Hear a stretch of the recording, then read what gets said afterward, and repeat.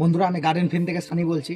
তো আজকে আমার ছাদ বাগানে এই কাঠিমোন আম গাছটাতে প্রায় 5টা ডালে মুকুল ছিল। 1টা 2টো 3টে 4টে 5টা। তো আমি সবগুলো মুকুল কেটে নিয়েছি। এই একটা আম রেখেছিলাম আমি চেক করার জন্য যে এটা কাঠিমোন আম কিনা। তাই আমটা আমি চেক করে নিয়েছি আজকে। প্রায় আমটা সাইজ দেখতে পাচ্ছ বন্ধুরা, যে কত বড় হয়েছে সাইজ আমটার, একটা আমের সাইজ। তো এখন আমি এই আমটা হারভেস্ট করে নেব। তো বন্ধুরা, দেখতেই পাচ্ছ আমার ছাদ বাগানে এই কাঠিমন একটা আম। এই আমটা হারভেস্ট করে নিলাম।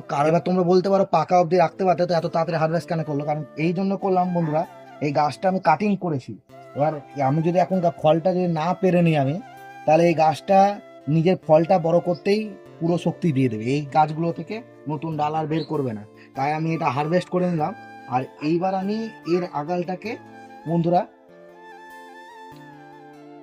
এইবার আমি এইটাকে আমি কাটিং করব নতুন করে ডাল বেরোবার জন্য, এই জয়েন্ট থেকে এই ওপরে। তার মানে আমি যদি এখন কাটিং করি বন্ধুরা, এই সব জায়গা থেকে এটাকে আমি কাটিং করে দেবো। তার ফলে কি হবে, আমার গাছটা আরো ঝাঁকড়া আর সুন্দরভাবে বেরোবে।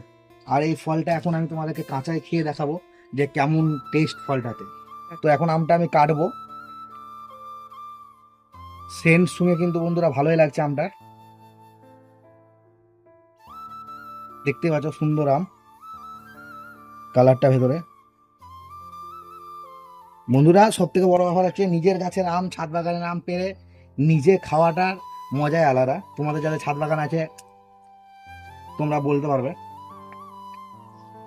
তো আমটা সত্যিই শুনেছিলাম যে কাঠিমন কাঁচাতেও মিষ্টি পাকাতেও মিষ্টি। সত্যি এটা কাঁচাতেও প্রচুর মিষ্টি, তো পাকলে তো মিষ্টি হবে, তোমরা ভালো করে জানো।